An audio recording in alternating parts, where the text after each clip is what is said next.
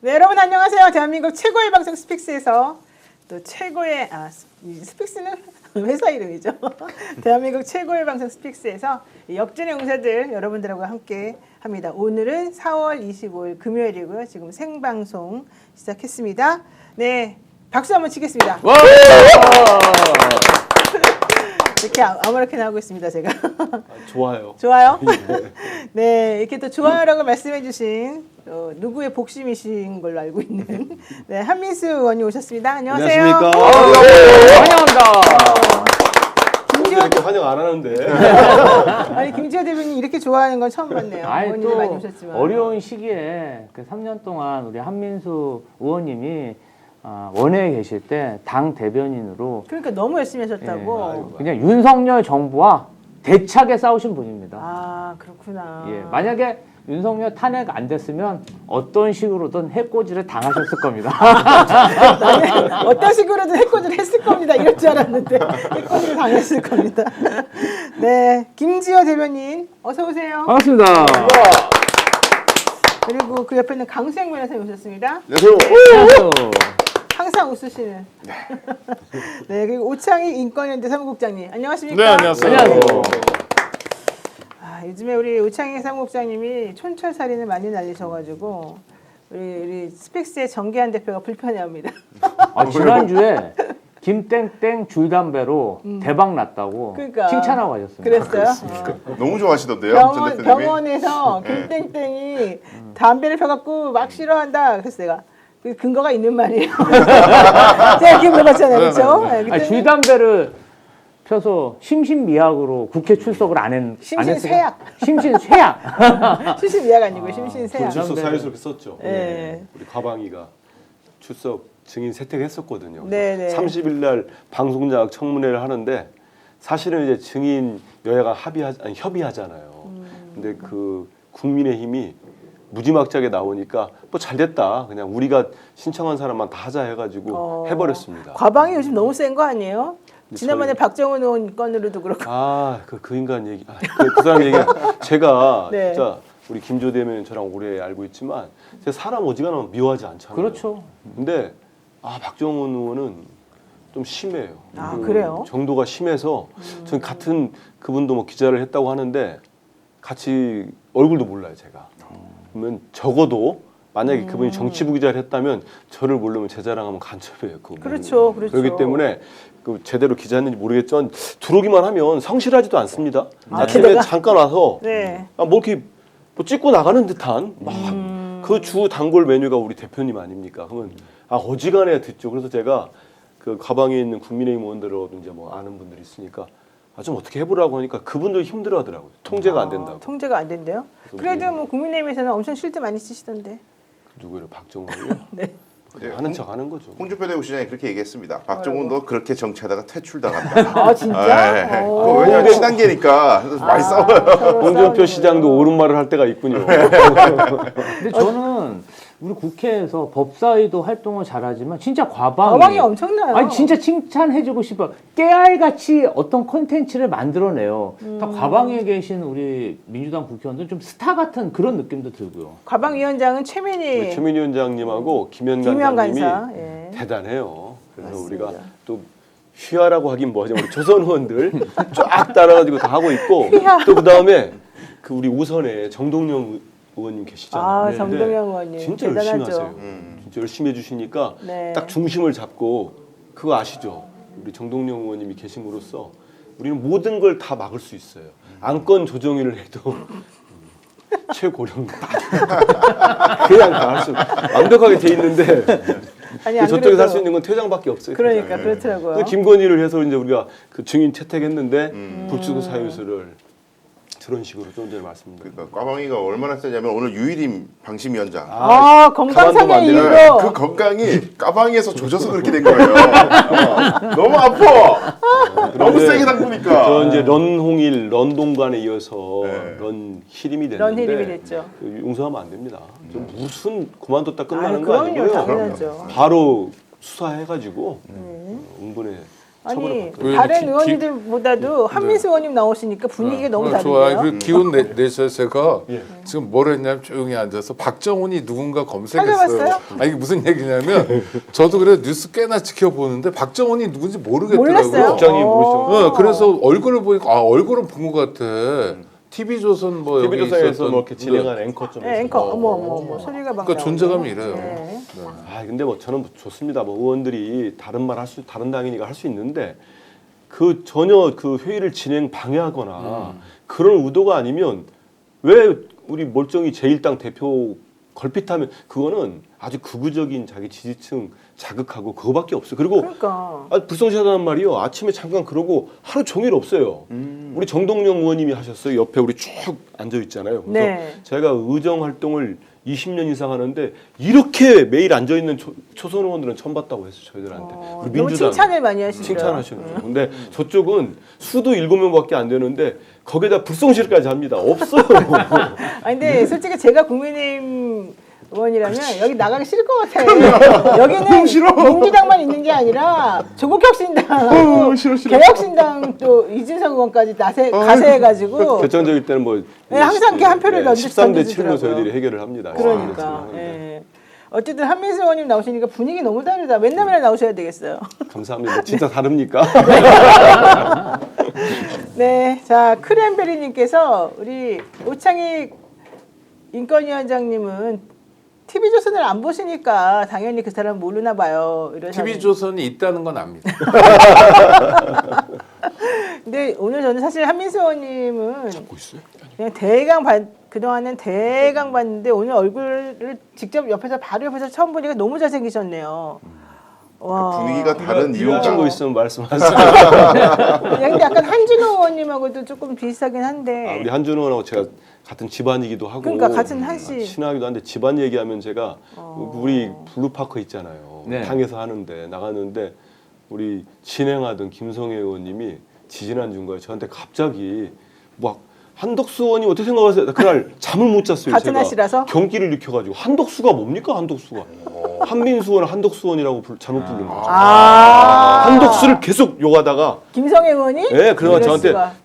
진심되게 사과한다고 두 번이요. 내가 농담했죠. 근데 한덕수는 이제 우리가 저희 본이 하나라, 청주 본이 하나라 그래서 한 씨들이 하는데 그럼 한동훈도 같은. 한덕수 한동훈 그 돌연변이는 어디나 있더라. 그리고 한덕수 진짜 총리는 진짜 옛날 우리 경향신문 아시잖아요. 칼럼 한덕수와 최상목이 가로 열고 윤석열보다 더 더하다. 그럼 더 맞아요. 나쁘죠. 더 나쁜 더 사람들이에요. 나쁘죠. 맞아요. 아유. 근데 제가 대단하다. 지난주에 경향신문에 썼던 칼럼 제목은 네. 한덕수, 최상목 같은 사람들이었는데요. 그러니까 경계로 아니 삼아야 그 된다. 둘은 진짜 아니 우리가 오히려 그분들을 이렇게 딱 이름을 올려놓고 저렇게 살면 안 된다라는 네, 맞아요. 그럼요. 아주 제이슨- 사악한 공무원들. 제이성만 처리. 이번에 네. 우리가 우리 국민들이요 이제 법조 검찰 카르텔과 모피아 카르텔 이른바 네, 이제 주신들 맞습니다. 카르텔의 실상을 알게 된 겁니다. 근데 요새 보면은 그 사람들이 새로운 정부가 6월 3일 날 들어설 거니까 이 행정부, 검찰 이런 데다가 다 바리케이트를 설치하고 지뢰를 설치해 갖고 새로운 정부가 들어서도 몇 개월간은 잘 작동하지 못하게 어머. 그렇게 철저히 행정 시스템하고 체계를 다 파괴하고 있는 것 같아요. 맞아요. 그래. 그 알바끼죠. 알바끼하고. 맞아요, 전 맞아요. 지뢰라고 생각합니다. 맞아요. 맞습니다. 자, 그랬는데 이제 좀 제일 핵심적인 얘기를 한번 들어가 보겠습니다. 사실 그 대법원에서 이재명 민주당 후보 이 공직선거법 위반 사건 상고심을 전원합의체로 넘긴 거가 지금 매우 다들 궁금해하는 중요한 사안이 됐는데 이틀이나 벌써 평의를 해가지고 이상하다. 왜 이렇게 빨리 했나 그랬는데도 그 다음에 다음 길이 잡힌 게 없어요. 그러니까 벌써 다 끝났나 내부적으로는 얘기가 근데 이런 얘기가 돌아왔어요. 그러면서 제가 계속 주장했습니다만은 나는 이거 상고 기각하려고 전원 무죄 하려고 이거 빨리빨리 하는 거다. 대선 전에 결론 나올 거다. 전 계속 그렇게 주장을 해왔는데 오늘 저보다 더 과격하게 주장하신 분이 있으시더라고요. 네. 우선 두 분이 있는데요. 한 분은 박지원 의원님. 대법원 내가 알아봤더니 전원일치 무죄로 상고 기각이라더라 이렇게 얘기를 하셨고 그 다음에 이석연 전 법제처장님. 이분이 헌법재판소 1호 헌법연구관을 지냈던 분인데 이재명 전 대표의 선거법 대법원 판결은 아예 대선 후보자 등록 이전인 5월 9일까지 선고될 거다. 이건 저보다 더 막 앞에 빨리 선고될 거라는 얘기를 지금 하셨단 말이죠. 이거 무슨 뜻입니까? 저는 일단 이게 주목할 만한 뉴스가 아니라고 생각해요. 아, 그래요? 그러니까 뭐냐면 1심에서 아주 이해할 수 없게 유죄가 나오긴 했죠. 징역 1년에 집행유예 2년이었지만 그 이재명 후보가 선거법 사건에서 대법에서 결론은 완전 무죄가 될 텐데 그 이유가 중요합니다. 왜냐하면 선거법과 관련해서 범죄를 저지른 게 하나도 없어요. 이를테면 뭐 기억에 혼돈이 있었다거나 뭐 이런 정도거든요. 근데 기억을 가지고 처벌할 수는 없는 거거든요. 그렇죠. 뭐 IQ가 높지 않다거나 또는 순간적으로 그 사건에 대해서 정확하게 기억 못 한다고 해서 처벌할 수는 없기 때문에 죄가 아니에요. 그런데 죄가 아닌 걸 윤석열 검찰이 억지로 수사하고 기소했고 그다음에 수많은 공무원들과 관계자들 불러다가 전 잡아족치는 방식으로 해가지고 어거지 기소를 한 거잖아요. 네. 그걸 이제 항소심에서 바로 잡은 건데 대법원이 다른 결론을 내린다는 건 상상할 수 없는 일이에요. 그래서 다른 이유가 아니라 뭐 이를테면 유력 후보기 때문에 뭐 앞에 꽃길을 깔아주기 위해서 네. 또는 뭐 국민들의 절대적인 지지를 받기 때문에 대법원도 자기 존재감을 보여주기 위해서 이런 게 아니라 그냥 죄가 없으니 무죄가 되는 걸 확인하는 거예요. 다만 어떤 유튜브에서 이걸 굉장히 뭐 세게 오랫동안 이야기하더라고요. 그건 전 이해는 됩니다. 왜냐하면 윤석열 구속 취소 이후에 우리가 깜짝깜짝 놀라게 되는 거예요. 물론 그 비상식적인 이전 일이죠. 그러니까요. 그 이전에는 내란 때문에 놀랐잖아요. 그런 네. 상황이 있어서 염려는 되지만 걱정하실 거 없고 이거는 그냥 순리대로 간다. 하급 시민 원심에서는 가끔 이례적인 결과가 나오지만 대한민국이 지금 어떤 나라인데요. 맞습니다. 대법원에서 말도 안 되는 결정이 나올 가능성은 전혀 없다. 네. 헌법재판소가 그 정도 결정을 할 거라고 우리가 일찍이 예측했고 또 8대 0이 나온 것처럼 대법원에서도 국민들께서 걱정하실 만한 일은 전혀 벌이지 않을 거다. 네. 왜냐하면 사실이 아니니까. 사실 그리고 또 이번에 이제 기사에도 나왔습니다만은 이학수 정읍시장 2022년 지방선거와 관련해 가지고 나온 판례가 있는데 이게 이재명 대표 사건하고 판박이 판례다. 근데 그게 이제 대법원 전원합의체 최신 판례였었다. 이 얘기를 했어요. 이재명 대표의 그 선거법 2심 항소심에서 담당했던 재판부가 판결문에 네. 썼던 판례가 바로 이 판례입니다. 그렇죠. 최신 판례로. 최신 그렇기 판례로. 때문에 대법원에서 최신 판례로 판례를 결정을 했기 때문에 네. 이번 대법원 최종심에서는 기각될 가능성이 높다는 게 법조계의 전반적인 해석인데 저는 좀 이런 말씀을 드리고 싶어요. 저희는 지금 한민수 대변인님이 오시면 대전에 어떻게 과학도시를 만들 것인가, 주가지수 5,000을 만들 건데 정말 그거 확실한 것인가? 자, 경기도에 사기 신도시 짓겠다는데 어떻게 그런 얘기를 하고 싶은데 왜 여기서 갑자기 대법원이 나타나서 이 모든 얘기를 못하게 하고 지금 이런 얘기를 아니 내가 협박으로 느끼고 내가 기억이 안 난 걸 갖다가 그렇게 2년 동안 괴롭혔으면 됐지 이걸 가지고 또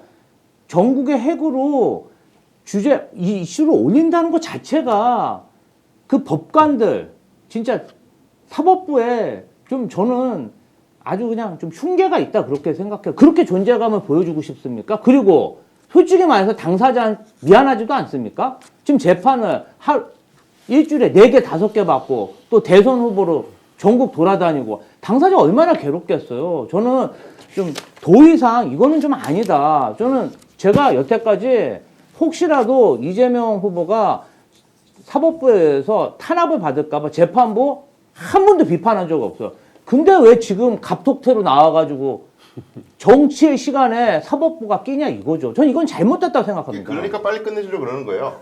예? 그러니까 왜냐하면 상고를 했는데 어떻게 안 해? 상고가 들어왔으면 대법원은 판단을 해야 되는 거니까 빨리 한다는 건 이제 이석연 이분의 취지는 뭐냐면은 자 지금 633 원칙이 있잖아요. 633 원칙이 있어서 어느 기간 안에 끝내야 되는데 이게 물론 무슨 이 633을 안 지킨다고 해서 뭐 큰일 나는 건 아니에요. 많이 어겨왔어요 법원이. 근데 이걸 어겼을 때 이번에는 너무 중요한 정치적 이벤트가 걸려 있다 보니까 이걸 어기면은 법원의 신뢰성을 막 흔들 수 있다. 정치 세력들이 너네들 이재명 편들어 주려고 재판 지연한 거지 이런 얘기 들을 수 있으니까 633 무조건 지키자. 이게 이제 조희대 대법원장의 생각인 것 같고. 그다음에 조기에 끝낸다면은 이제 걱정이 되는 건 뭐냐면 이걸 만약에 재판을 또 미루게 되면은 이게 대통령 되고 나서 우리가 선고를 하거나 뭐 고등법원으로 다시 파기환송해가지고 갑자기 파기환송심에서 뭐 결과가 뒤집힌다? 그럼 이거 재직 중에 대통령을 어떻게 처리해야 되지? 대혼란이에요, 대혼란. 이건 규정이 없어요. 이거 해석이 막 분분해. 이러니까 아예 그냥 어떤 결론이든 빨리 내가지고 이런 이상한 혼란상이 안 생기도록 하자. 근데 유죄적으로 뒤엎는 것은 너무너무 힘든 일이에요. 우리가 하도 구속 취소의 트라우마 때문에 윤석열 석방의 트라우마 때문에 너무 걱정하지만 그거는 이제 지귀현이라는 기똥찬 판사 때문에 일어난 일이고 대법관 전원이 그런 미친 짓을 할 가능성 저는 제로에 수렴한다. 저는 그렇게 이제 생각합니다. 두 가지 정도 네. 보는데 처음에 제가 그 대표님 항소심 통무죄 그냥 무죄가 아니고 통무죄 통으로 무죄가 날 때 현장에 가서 이제 본 법정에는 대표님과 변호인밖에 못 들어가고 이제 기자들이 있고 뭐 일반 저희들 추첨했다 다 떨어졌거든요. 그것도 근데 뭐 추첨 많이 막 그러네요. 신청했습니다. 네네. 보고 싶어서 그 현장에 있고 싶었는데 바로 옆에서 이제 최고위원들하고 우리 당직자들하고 해서 당직은 중계법정이라고 옆에 있더라고요. 네, 거기 네. 가서 이제 서가지고 계속 큰 화면에서 하는 걸 들었는데 정말로 그 항소심 재판부가 꼼꼼하죠. 정말 대단했어요. 그리고 하나하나 똑같은 얘기를 계속 이거는 공직선거법상 허위사실 공표죄에 해당되지 않음. 그걸 계속 했거든요. 거의 이제 1시간 40분 가까이 됐는데 법정에 이제 근무하시는 분 한 분이 제 또래 같은 대보이더라고요. 근데 법정 직원이에요. 법원 직원이신데 저한테 옆에 오더니 서서 계속 입구에서 듣고 있으니까요. 막.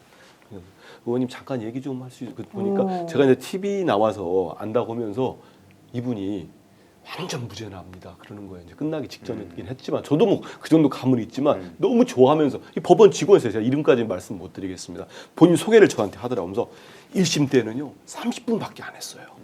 근데 저렇게 길게 완전 무죄입니다. 너무 좋아하는 거예요. 전 이게 그 법원 공무원이 저를 처음 보는 사람이 자기 감정을 숨기지 못하고 좋아서 저한테 손 붙잡고 대표님 무죄입니다 하는데 네. 제가 너무 감동을 받았어요. 그래서 우리가 헌재에서 한참 선고가 늦을 때 저도 어디 연설에 가서 그런 얘기를 했지만 도저히 쓸 수 없을 것이다. 기각과 각하는 못 쓸 거다. 저는 2심 항소심 재판부 그 판사의 한마디 한마디를 제가 엄청 정말 경청해 들었는데 네네. 그 대법원이 그 무죄를 뒤집는 저는 결정문을 쓸 수 없다고 봐요. 그러니까요. 하지만 두 번째가 있어요. 저희들이 구속 취소, 심우정의 즉시항고 포기. 이게 너무나 비상식적인 일들이 물론 위원적 개헌부터 시작해가지고 너무 일련의 상황이 있었잖아요. 네. 그때 고비마다 저는 최고의 힘은 우리 국민들의 살아있는 그 정신이었어요. 우리 국민이 보고 있었기 때문에 저는 헌재도 만장일치가 나왔다고 봅니다. 그래서 다 믿고 뭐 이렇게 너무 이상하게 빨리 잡잖아요. 네. 불안함이 있는데 저는 분명히 결론이 뭐 5월 9일이 될지 6월 3일 전이 될지 나오면은 무죄. 저는 뭐 상고 기각일 거라고 철석같이 믿습니다. 하지만 우리 대표님을 사랑하는 우리 당원과 지지자 우리 국민 모두가 두 눈을 부릅뜨고 봐야 됩니다. 그래서 조금이라도 이상한 행동을 하면은 우리가 해야 돼요. 네. 이걸 만약에 다 지난 얘기 좀 말이 길구나. 근데 구속 취소 우리가 다 모르고 넘어갔잖아요. 그 전에 우리가 만약에라도 구속 취소될 가능성이 있어 이런 게 우리가 정말 제대로 지켜보고 길목에서 우리 국민들이 막 부릅뜨고 있었다면 저는 그 뭐 지귀현 판사인가요? 그렇게 못할 거라고 네. 봅니다. 그래서 우리 국민들이 살아 있어야 된다. 네, 지금 얘기하시는 바로 이제 이 2심 판결에서 언급한 내용이 바로 대법원에서 나왔던 그 판결에 대한 얘기였는데 이학수 정읍시장이 2022년 지방선거에서 나오면서 상대방 후보가 물려받은 땅하고 추가 매입한 땅이 있는데 그 땅에서 조금 떨어진 곳에 구졸초 공원을 국가정원으로 승격시키겠다 뭐 이런 공약을 내세웠는데 이제 이걸 보고 이학수 시장이 이거 사익 추구 목적이 의심된다. 이거 알박기 아니냐. 뭐 이제 부동산 투기다. 뭐 이런 얘기들을 이제 한 게 있었었어요. 근데 이게 라디오하고 TV 토론회 발언 도중에 나온 말이기도 했었었는데 어쨌든 그 부분에 대해서 대법원이 뭐라고 얘기했냐. 여러 표현 행위가 일시와 장소를 달리해서 이루어진 경우에는 특별한 사정이 없는 이상 개별 행위별로 허위사실 공표죄에 해당하는지 살펴봐야 된다. 그런데 봤더니 TV 토론의 발언 내용까지 함께 고려해서 라디오 토론의 발언의 의미를 해석하고 평가한 잘못이 있더라. 그러니까 여기서 한 얘기하고 여기서 한 얘기하고 다르게 각각의 맥락에서 파악이 돼야 되는데 검찰이 여기서 한 얘기하고 여기서 한 얘기를 섞어가지고 또 이거 허위사실이다라고 주장했다는 거예요. 그러니까 똑같은 경우였죠. 이재명 대표 관련된 사건하고. 그러니까 여기서 말하기를 공표된 사실의 내용 전체의 취지를 살펴볼 때 중요한 부분이 객관적인 사실과 조금 합치되는 경우에는 세부에 있어서 진실과 약간 차이가 나거나 다소 과장된 표현이 있더라도 이를 허위라고 보면 안 되고 의견과 사실이 섞여 있을 때에는 전체적으로 판단을 해가지고 실제 이 사람이 무엇을 말하고자 했는지를 우리가 제대로 판단해서 유무죄를 따져야 된다. 이제 이렇게 얘기했는데 그게 바로 이 정읍시장 판례에서 그래서 2심까지 유죄 나왔던 거를 3심에서 뒤집어줬거든요. 대법원에서. 이제 그 얘기가 바로 6번이나 언급이 됐답니다. 지난번에 이재명 대표 때. 그래서 대원칙을 딱 이렇게 얘기하고 있어요. 선거운동의 자유와 표현의 자유를 보장하고 대의민주주의를 택한 헌법 정신에 따른다. 그렇죠. 이게 무기중심이 어디가 있는지 알 수가 있죠. 대법원 판결. 그러니까 구독자들께서 궁금하신 건 네. 혹시 흔히 얘기하는 사법 리스크라는 것 때문에 이재명 후보가 국민의 심판이죠. 국민의 선택이군요. 선택을 갖지 못할 우려가 있는 거 아니냐. 이거 만에 하나 긴장해야 되지 않냐라는 그렇죠. 건데 네. 어떤 경우든 그러니까 뭐 대법원에서 뭘 하든 북치고 장구치고 뭘 하든 간에 또는 위증교사라고 또 뭐 수원 사건도 있고 그런데 어떤 사건을 다 가져와도 대선에 출마하는 데는 발목도 못 잡습니다. 맞습니다. 그러니까 걱정하실 건 전혀 없어요. 네. 그러니까 정말 상상을 해서 아주 돌출적인 사건이 발생했다 하더라도 이재명 후보가 만약 경선에서 이겨야 되겠지만 이긴 다음에 민주당 후보가 됐을 때 대선에 출마 못한다 이런 상황은 존재하지 않는다. 그건 맞습니다. 걱정 안 하셔도 됩니다. 네, 지금 많은 분들 한 10,000분 정도 되시는 분들께서 저희 방송 시청해 주시고 계시는데요. 구독, 좋아요 눌러주시면 저희도 훨씬 더 힘이 된다는 거 여러분들 콩콩 눌러주시기 바랍니다. 네, 오늘 또 여러 가지 이제 얘기 대법원에서 지금 하고 있는 행동에 대한 의미부터 먼저 살펴봤는데요. 많은 분들께서 지금 다 걱정 많이 하시는 가운데에도 여기저기서 좋은 소식 혹은 좋은 예측이 들려오고 법조인들이 바라보기에 이게 더 이상 어떻게 할 수가 없는 부분이다. 네. 이렇게 얘기를 하니까 많은 분들께서 또 조금은 안심이 된다. 이런 얘기도 하고 계십니다. 자, 오늘 첫 번째 주제로 들어가겠습니다. 반명 빅텐트를 다 모아도 이재명 후보에게 안 된다라고 하는 이제 조사가 나왔다는 거 아니겠습니까? 김문수, 안철수, 한동훈, 홍준표, 한덕수 뭐 다 합쳐봤자 29%인데 이재명 후보에 대해서는 38%라는 겁니다. 저게 지금 장내 정치 지도자 선호도 조사라는 것인데요. 4월 세 번째 주, 즉 15일에서 17일까지 하고 4월 네 번째 주, 22일에서 24일 있었던 그 조사를 비교해가지고 지금 여러분들한테 보여드리고 있습니다. 저 보라색으로 표시되어 있는 그 막대 그래프가 지금 최근에 즉 24일까지 저희가 조사한 내용이고 그 옆에 있는 회색으로 표시된 부분이 그 전주에 조사한 내용이거든요. 전 국민 18살 이상의 유권자 1,005명을 대상으로 조사한 것인데요. 전화 인터뷰 방식으로 했다 그러고요. 응답률이 16.5%나 되네요. 매우 높습니다. 자, 여기 보니까 장내 정치 지도자 선호도 조사 결과 이재명 민주당 대선 경선 후보에 대한 선호도가 38%로 나왔고요. 2주 연속. 그다음에 한동훈, 홍준표, 한덕수, 김문수, 이준석 이런 분들은 6%, 뭐 8%, 7%, 이준석 개혁신당 대선 예비 후보는 2% 이렇게 나왔다는 겁니다. 물론 의견 유보가 있지만 의견 유보도 지금 많이 줄어들고 있는 상황이고 그래서 결국에는 본인들이 지지하는 후보 쪽으로 좀 정해지고 있다라는 얘기인데요.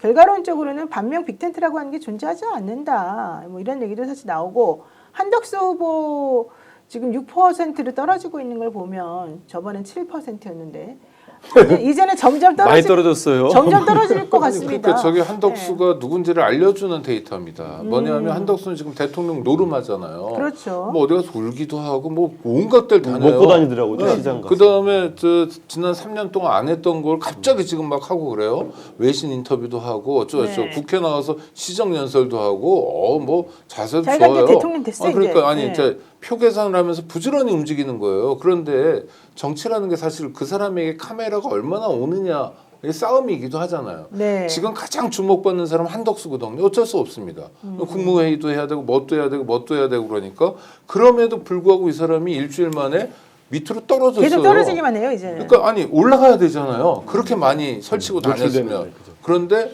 거꾸로라는 거죠. 이건 뭐냐면 국민들이 한덕수라는 사람이 어떤 사람이라는 걸 이미 간파하고 보통은 이제 이런 식으로 누가 작업을 걸기 시작하면 좀 올라가는 효과가 있어요. 그렇죠. 꼭 컨벤션한 효과 아니더라도 이런 효과조차 용인할 수 없는 사람이다.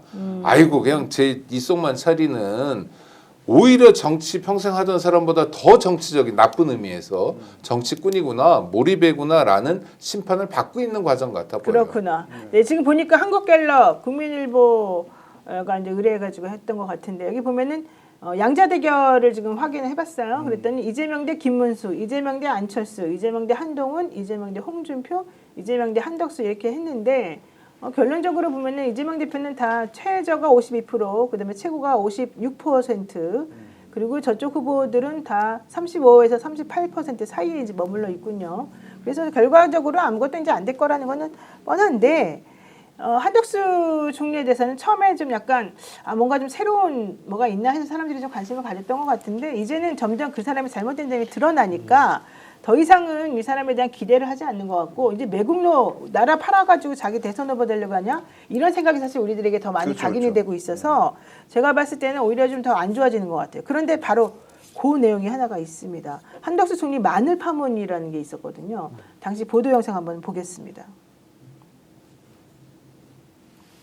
수입 자유화된다는 사실을 은폐한 문제와 관련해서 당시 협상을 담당했던 한덕수 대통령 경제수석과 석유령 농림차관이 책임을 지고 오늘 물러났습니다. 그 협상을 진두지휘한 건 저였고 관계부처와 협의를 유도한 것도 저고 그러니까 100% 제 책임하에서 진행된 협상이다.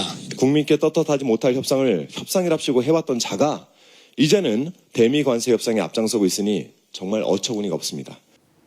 그러니까 지금 한덕수 씨의 이 협상력이라고 하는 게 결국은 너무 떨어진다, 너무 무능력하다 이제 이런 얘기도 있고요. 이걸 발판 삼아가지고 자기가 대통령 후보가 되려는 아주 사악한 생각 가지고 있는 게 용서할 수 없다 이제 이런 내용인 것 같은데 지금 나온 저 얘기는 뭡니까? 옛날에 중국하고 마늘 협상할 때 얘기죠. 그렇죠. 근데 이제 저 부분 앞서서 이제 지금 왜 저 영상이 문제되냐면 지금 이제 관세 정쟁 때 전 네. 세계 모든 트렌드가 뭐예요?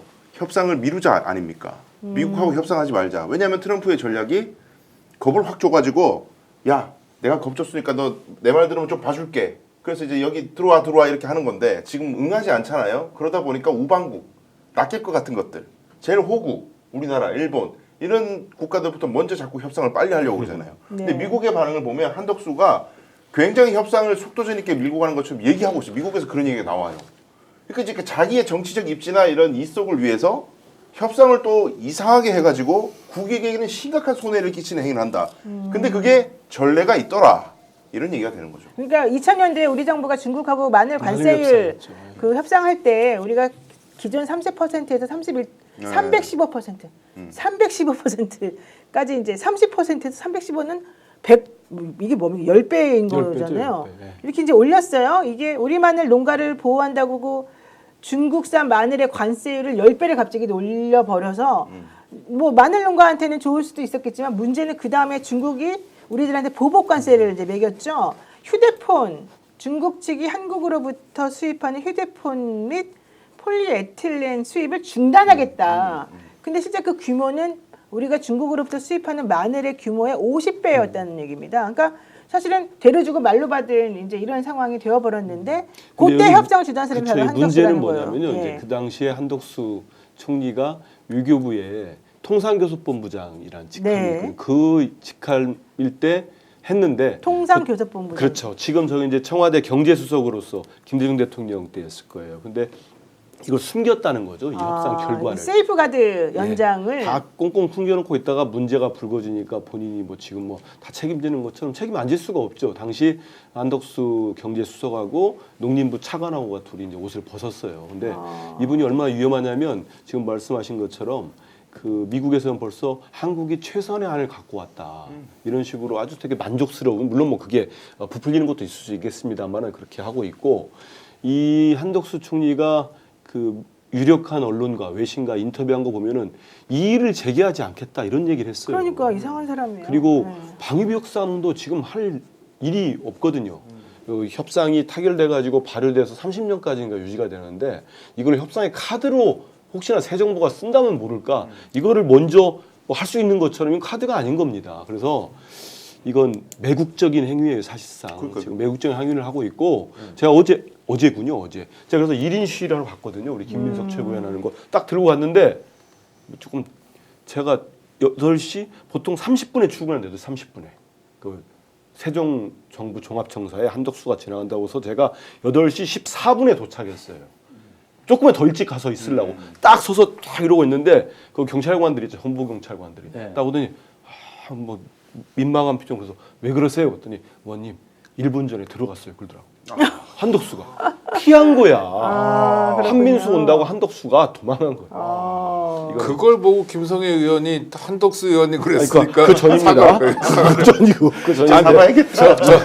저는요 이 사람이 정치적 속셈으로 이러는 건지에 대한 의문이 생겨요. 그럼 또 그게 아니에요? 아니 자기 입속일 것 같다는 생각이 많이 들어요. 자기 입속. 일국의 국무총리를 지낸 사람이 그 다음에 뭐 했냐면 돈 준다니까 무역협회장을 했어요.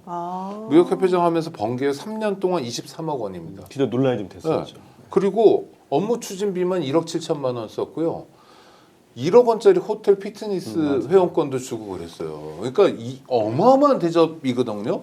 그럼 한덕수라는 사람이 무슨 필요가 있었으니까 그럴 거 아니에요. 그러니까 이 사람 뭐냐 김앤장에도 있고 그랬습니다. 이 사람은 지금 그만두고 자기 몸값을 잔뜩 올려놓은 다음에 외국계 회사의 고문도 할 사람이고 그게 하나 정도가 아니라 두세 개의 회사의 고문을 동시에 하고도 남을 사람이에요.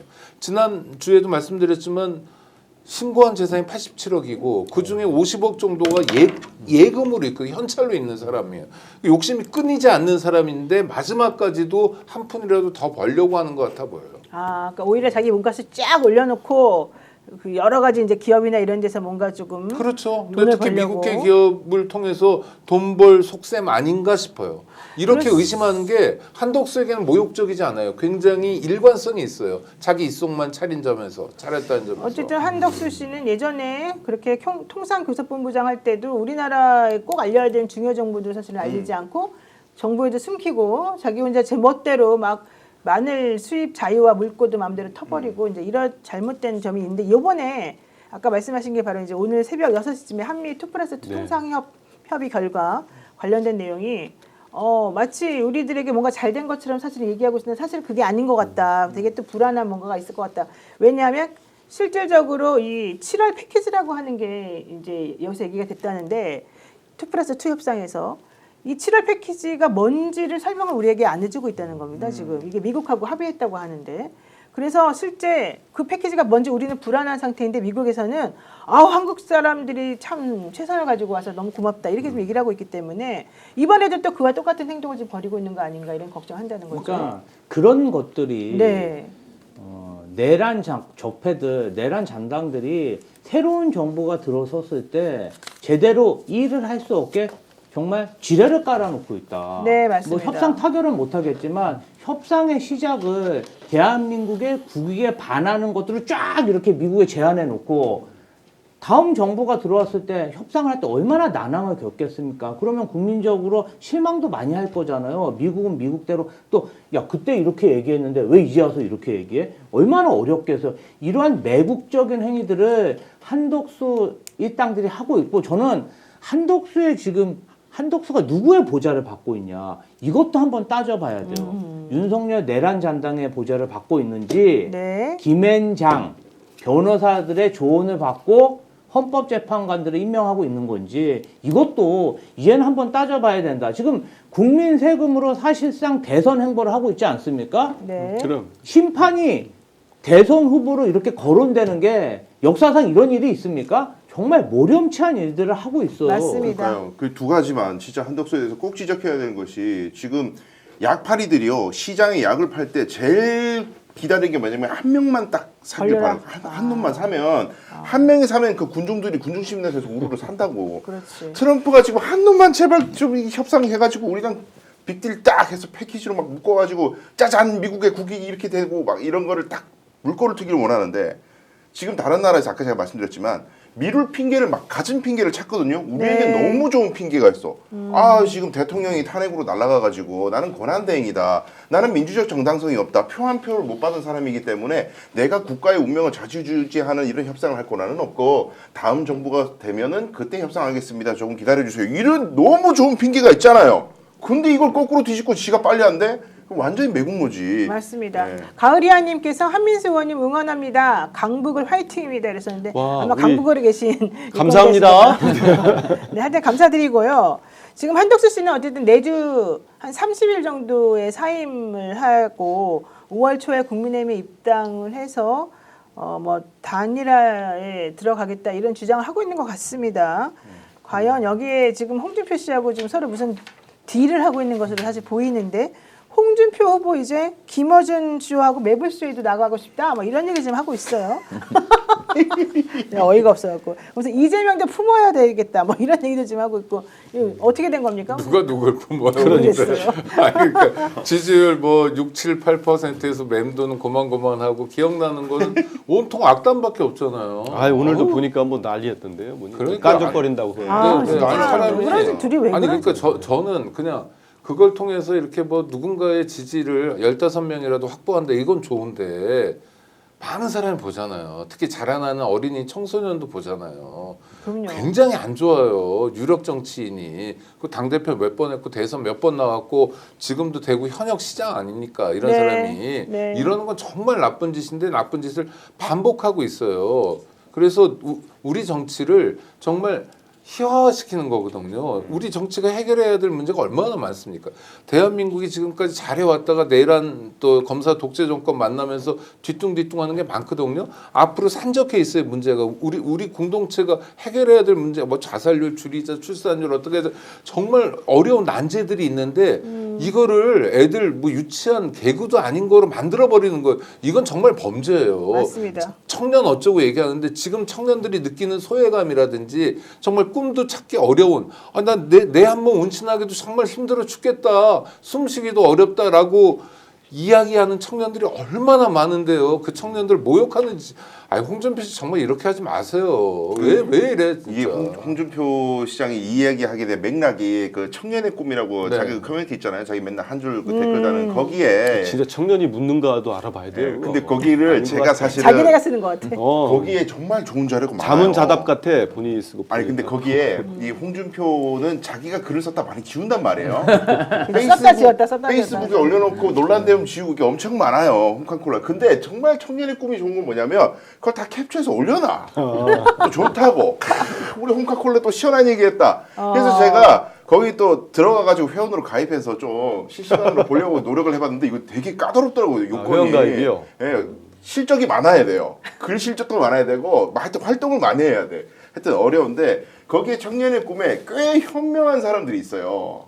그래서 무슨 얘기를 하냐면 홍 시장님 제발 홍 후보님 이제는 그렇게 꼰대같이 자꾸 그러지 말고 품는 이미지를 좀 해달라. 지금 나라가 그래서 그 얘기 나온 거고. 네, 품어야 된다. 다 품어주세요. 그랬더니 알았어. 내가 품을게. 내가 품을게. 내가 매부쇼 나가서 품어줄게. 근데 이분이 제가 어린 기자 때도 좀 봤었는데 그때는 그나마 좀 총기가 좀 있었는데 오늘 토론도 그렇고 보니까 어떠한 준비를 안 하고 나오더라고요. 그냥 다 오고 그냥 사람 막말해대고 그냥 이렇게 자극시키고 하는 네. 거 봐서 이 정치권에서 사라져야 될 것 같아요. 맞습니다. 더 안 보는 게 좋을 것 같아요. 옛날 얘기하니까 기억나는데 저 그분 초선 때 제가 100분 토론 시미아 토론 이런데 몇 번 했는데 귀여웠어요 심지어. 총기도 있었고 귀엽고 자기는 뭐 홍가여서 넥타이도 맨날 빨간 것만 매요. 이런 얘기 뭐 어울리지도 않게 아재 개그도 하면서 그리고 또 하나는 약간 애국심도 있었어요 초선 때. 이렇게까지 망가진 거 정말 놀라운 일이에요.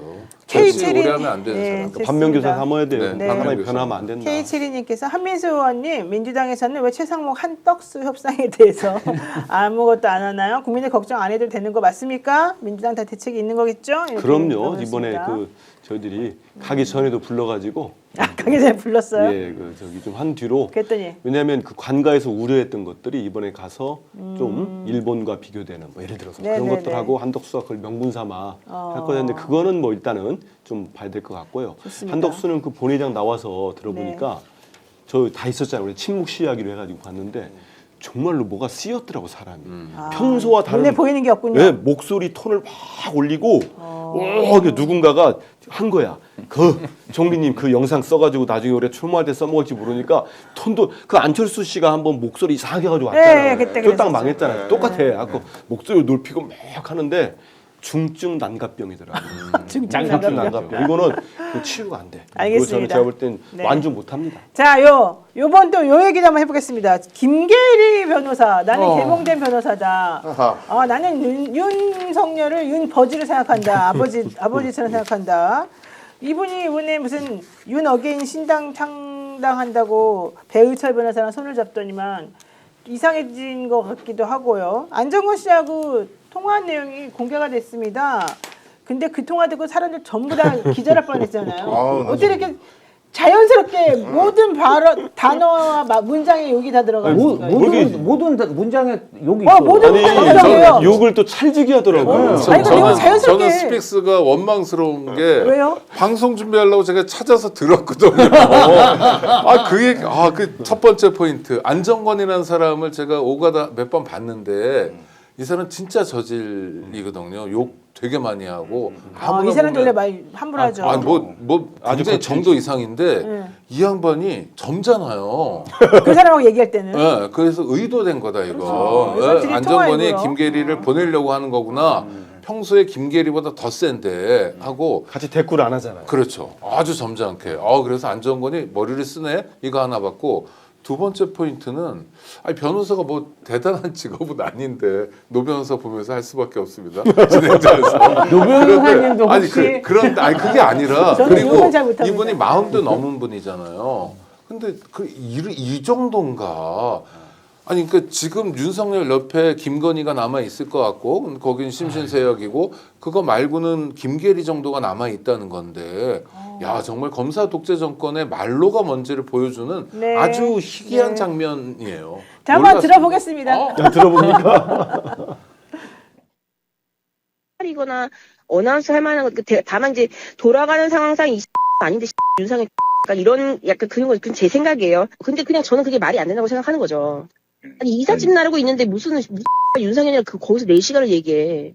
그게 X 소리지. 나경원 보좌관한테 문자를 남겼어요. 근데 그냥 읽고 싶더라고요. 근데 거기에 윤상현이 간 거야. 외부적으로는 제 말이 고개가 아니라 무슨 국민변호인단인 윤상현을 위한 석동현 변호사의 어떤 전혀 그렇지 않습니다. 그래서 석동현 변호사도 이번에 잘라내려고 그러고 하는 거고 저는 석동현 변호사를 전혀 좋아하지 않아요. 이 국민변호인단은 배이철이 만든 거고 석동현이 나이가 많기 때문에 단장을 세운 것뿐이에요. 근데 또 배이철 변호사님이 어른을 존중할 줄 아니까 석동현 변호사님은 단장님하고 모시고 그리고 출범식 할 때 그 배이철이 당한 건데 중요한 사람 나면 전환기를 나면 이건 내가 해야지. 또 누구 나오면 이건 내가 해야지. 그거 보고 너무 황당해가지고 뭐 하는 거지?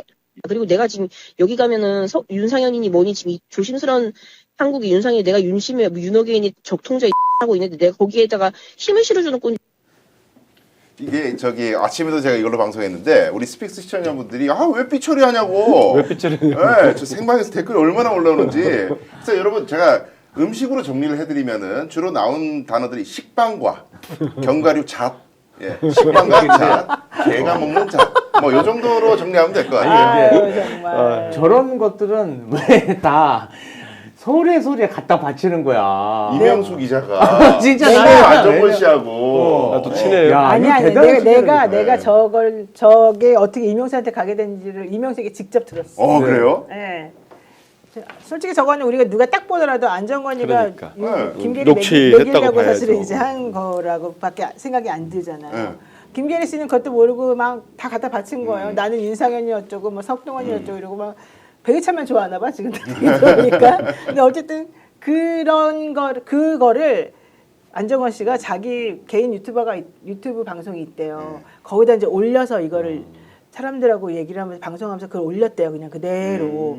그랬더니 반응이 너무 나쁘고 사람들이 막 욕을 하더라는 거예요. 안정권 씨에게. 그래서 안정권 씨가 이제 그거를 그만두고 이미 했는데요. 했는데 그리고 이제 그거를 이제 내렸는데 안정권 씨도 자기 파만 있는 게 아니라 반대파가 있잖아요.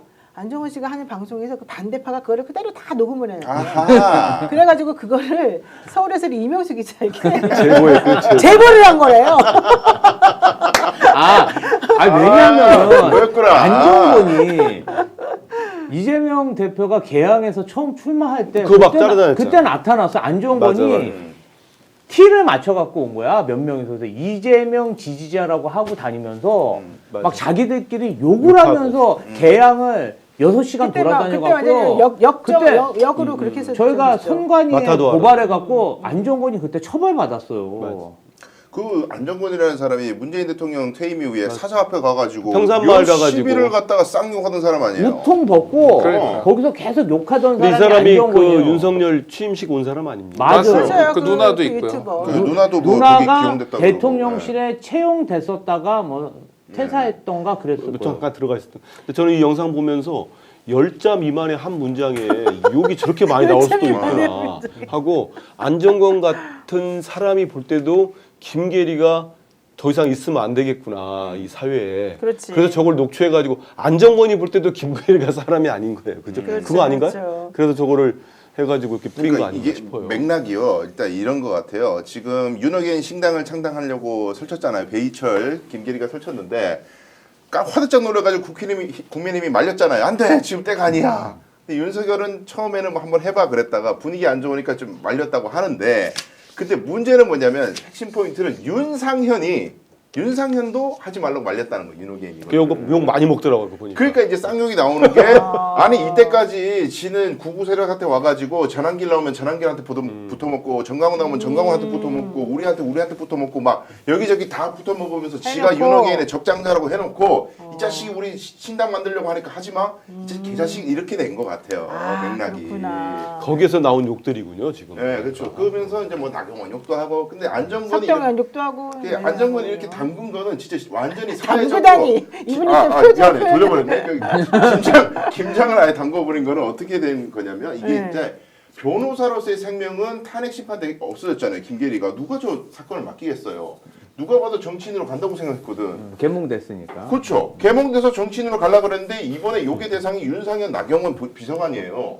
보수를 그 정치인들을 주류를 욕하는 녹취를 풀어버리면 정치 가는 길도 끊어버리는 거예요. 이거 완전히 사회에서 매장시킨 거예요. 나경원 의원 비서관한테 자기가 연락했는데 답도 없고 자기 말을 그냥 무시해버리더라. 엄청 화났더라고요. 게시판까지 들이대 버리니까 이게. 녹취를 들어보니까 내가 윤석열의 최측근인데 지금 최대한 윤석열이 총애하는 건 난데 알고 봤더니 윤상현, 나경원 뭐 이런 자들이 이 자들은 자기 정치를 하는 자들이고 우리가 우리 뭐 베이철하고 내하고 윤석열이 대리하는 정치 세력을 만들었는데 손 와가지고 자기들 거를 뺏어간다. 그것에 대한 분노를 표출하는 것 같은데요. 본인들만 뭐 순수하다 이런 생각. 그렇죠. 근데 지금 윤석열이 어떤 자입니까? 그래. 국가 반역을 저질러 갖고 탄핵을 당하고 지금 내란수계로 재판을 받고 있는데 거기서도 뭔가 뜯어먹을 게 있다고 생각해서 자기들끼리 지금 이전투구 권력투쟁을 하고 있는 거예요. 이거 얼마나 웃기는 짓들입니까? 그러니까 어쨌든 이걸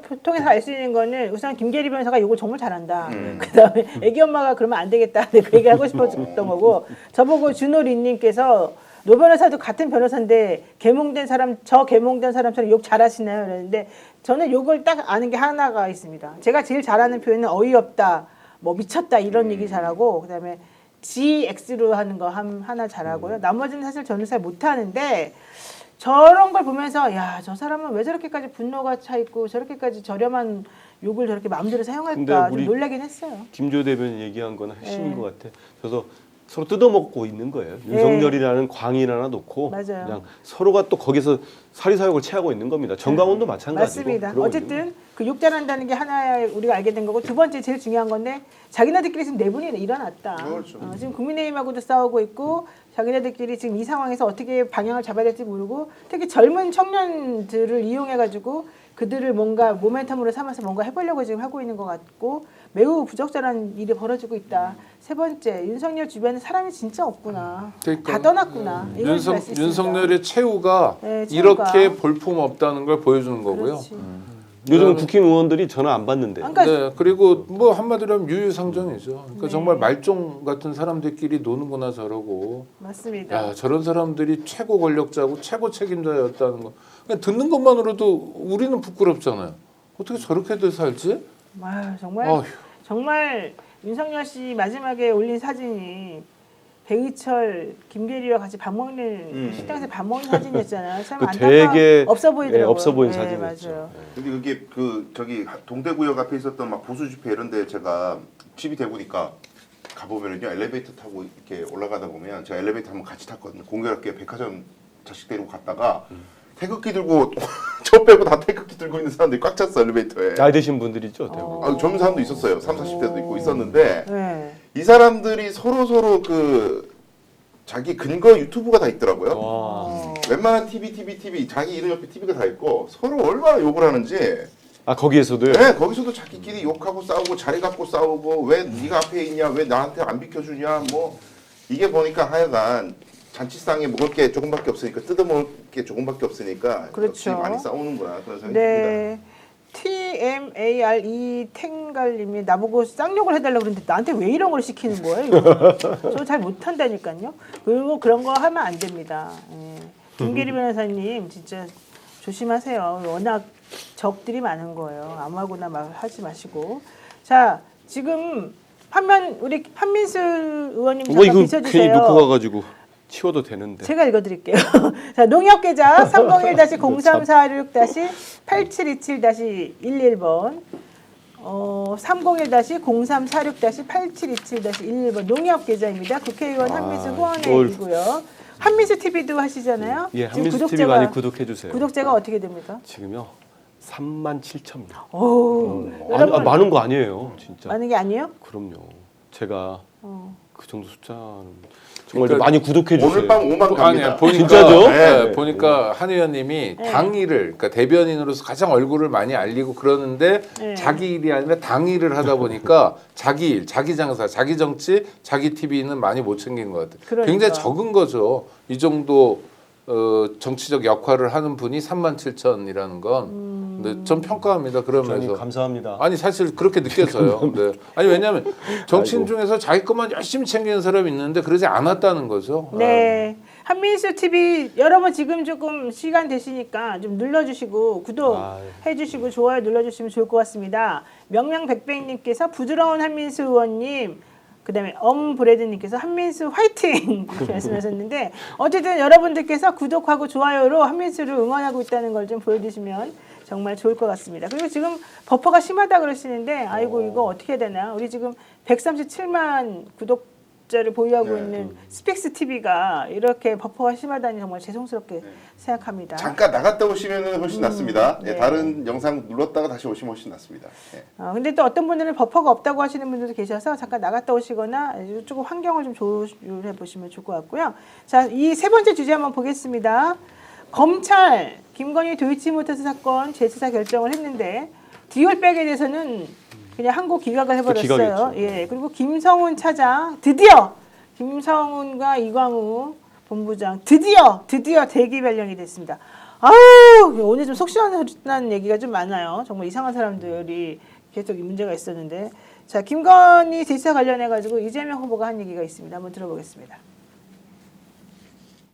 도이치모터스 주가 조작 재수사를 결정했습니다. 어떻게 평가하시나요? 주가 조작에 관여했다. 그것이 처벌받을 사안이다.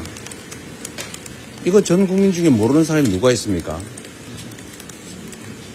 지금이라도 했다니까 안 한 것보다 낫겠습니다만 납득하기가 어렵습니다. 법이라고 하는 게 모든 사람에게 그리고 언제나 공평해야 되겠죠. 네, 아니 솔직히 이게 우리가 이렇게까지 괴로워하면서 신경 써가지고 겨우겨우 해야 될 상황인지 너무 안타깝습니다. 게다가 지금 삼부토건 주가 조작도 사실은 상당히 의심스러운 네. 상황이지 않습니까?